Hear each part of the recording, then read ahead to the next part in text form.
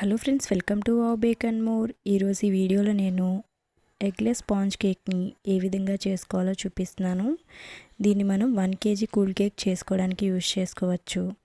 First ఒక bowl తీసుకొని దీంట్లోకి రూమ్ టెంపరేచర్లో ఉన్న పెరుగునైతే 1 కప్ వరకు యాడ్ చేసుకోండి. ఇప్పుడు దీంట్లోకి 1 టీ స్పూన్ వరకు బేకింగ్ పౌడర్ని అయితే యాడ్ చేసుకోవాలి. పెరుగులో బేకింగ్ సోడా వేయడం వలన ఈ రెండు యాక్టివేట్ అయ్యి కేక్ అనేది ప్లఫీగా వస్తుందండి. మనం ఇక్కడ ఎగ్లెస్ కేక్ చేస్తున్నాం కాబట్టి ఈ విధంగా చేసుకోవాలి. చూస్తున్నారు కదా, ఈ విధంగా వస్తుంది. ఇప్పుడు దీంట్లోకి ఫ్లేవర్ కోసం వెనీలా ఎసెన్స్ని అయితే యాడ్ చేస్తున్నాను. మీకు నచ్చిన ఫ్లేవర్ని అయితే మీరు యాడ్ చేసుకోండి. ఇప్పుడు దీంట్లోకి నేను షుగర్ని యాడ్ చేస్తున్నాను. ఇక్కడ నేను స్పాంజ్ని ప్రిపేర్ చేస్తున్నాను, అంటే దీన్ని మరలా నేను ఫ్రాస్టింగ్ అయితే చేస్తానండి. అప్పుడు షుగర్ సిరప్ అయితే యాడ్ చేస్తాను కాబట్టి షుగర్ అనేది ఇప్పుడు స్పాంజ్లో తక్కువ వేస్తున్నాను. 1/2 కప్ కంటే కూడా కొంచెం తక్కువ వేసాను. మీరు ఓన్లీ స్పాంజ్ చేసుకోవాలంటే ఫుల్గా 1/2 కప్ అయితే వేసేసుకోండి. ఈ షుగర్ అంతా మెల్ట్ అయ్యేంత వరకు బాగా మిక్స్ చేసేసుకోవాలి. ఇప్పుడు దీంట్లోకి ఎలాంటి ఫ్లేవర్ లేని వెజిటేబుల్ ఆయిల్ అయితే యాడ్ చేసుకొని మరలా బాగా మిక్స్ చేసేసుకోండి. ఫ్రెండ్స్, మీలో ఎవరైనా మన ఛానల్ని కొత్తగా చూస్తున్నట్లయితే ప్లీజ్ సబ్స్క్రైబ్ చేసుకోండి.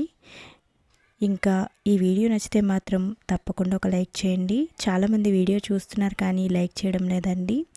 మీరు చేసే లైక్ వలన ఈ వీడియో మరికొంతమందికి రీచ్ అవుతుంది.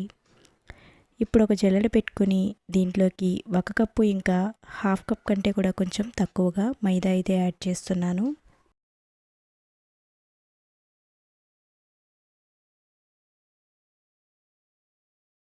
ఇప్పుడు దీంట్లోకి మరింత ఫ్లేవర్ కోసం పాల పొడిని అయితే యాడ్ చేస్తున్నానండి. ఒక చిన్న ప్యాకెట్ అయితే తీసుకున్నాను నేను. ఈ విధంగా వేసుకొని ఇంకా దీంట్లోకి 1.5 టీ స్పూన్స్ వరకు బేకింగ్ పౌడర్ అయితే వేస్తున్నాను. బేకింగ్ సోడా మనం ఫస్ట్లో వేసాం కదండి, ఇప్పుడు బేకింగ్ పౌడర్ అయితే వేసాను. ఈ విధంగా అన్నీ వేసుకొని బాగా జల్లించేసుకోండి. ఇలా జల్లించడం అనేది కూడా చాలా ఇంపార్టెంట్ స్టెప్ అండి, తప్పకుండా జల్లించాలి. ఇప్పుడు ఎలాంటి లంప్స్ లేకుండా కేక్ బ్యాటర్ కన్సిస్టెన్సీ వచ్చేంత వరకు కూడా బాగా మిక్స్ చేసేసుకోండి. చాలా జెంటిల్గా మిక్స్ చేయాలండి, లేదంటే కేక్ అనేది గట్టిగా వచ్చేస్తుంది.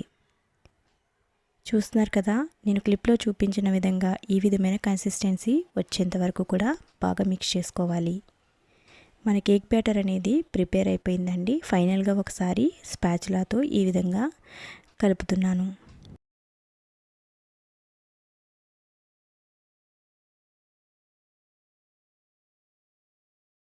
ఇప్పుడు మనం కేక్ని బేక్ చేయడానికి టిన్ అయితే తీసుకోవాలి. నేను ఇక్కడ 9 ఇంచ్ కేక్ టిన్ తీసుకున్నాను. దీంట్లోకి బటర్ పేపర్ని అరేంజ్ చేసుకోవడానికి ఈ విధంగా బటర్ పేపర్ని మెజర్ చేసుకుని కట్ చేసుకుంటున్నాను. ఇలా చేసుకుంటే చాలా ఈజీగా కట్ చేయొచ్చండి. ఇప్పుడు దీంట్లోకి ఆయిల్ గ్రీస్ చేసుకోవాలి. ఇలా ఆయిల్ బాగా గ్రీస్ చేసుకుని అప్పుడు బటర్ పేపర్ని అయితే అరేంజ్ చేసుకోవాలి. మన ఛానల్లో చాలా రకాల బర్త్డే థీమ్ కేక్స్ అయితే ప్రిపేర్ చేసి పోస్ట్ చేశానండి. ఇంతవరకు చూడకపోతే తప్పకుండా చూడండి. ఇంట్లో కేక్ చేసుకోవాలనుకునే వారందరికీ కూడా ఆ వీడియోస్ అనేవి చాలా బాగా యూజ్ అవుతాయి. చూస్తున్నారు కదా, మన కేక్ టిన్ అనేది రెడీ అయిపోయింది. ఇప్పుడు దీంట్లోకి మనం ప్రిపేర్ చేసి ఉంచుకున్న కేక్ బ్యాటర్ అయితే ఈ విధంగా యాడ్ చేసేసుకోవాలి. మొత్తం అంతా కూడా స్పాచులాని యూజ్ చేస్తే మనకి క్లీన్గా వచ్చేస్తుంది. ఇప్పుడు ఒకసారి బాగా ట్యాప్ చేసుకోవాలండి.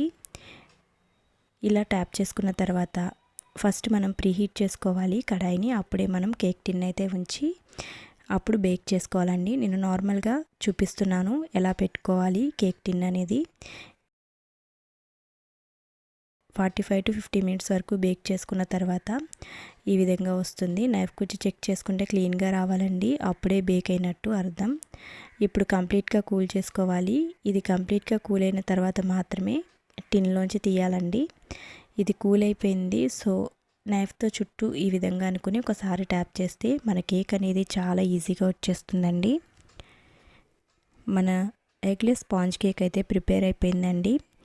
వీడియో నచ్చితే తప్పకుండా లైక్ చేసి మీ ఫ్రెండ్స్ అండ్ ఫ్యామిలీతో షేర్ చేసుకోండి. మరిన్ని బేకింగ్ వీడియోస్ చూడడానికి ఛానల్ని అయితే తప్పకుండా సబ్స్క్రైబ్ చేసుకోండి. ఈ కేక్ని ఫ్రాస్టింగ్ ఏ విధంగా చేసుకోవాలో నెక్స్ట్ వీడియోలో అయితే నేను చూపిస్తానండి. So thanks for watching.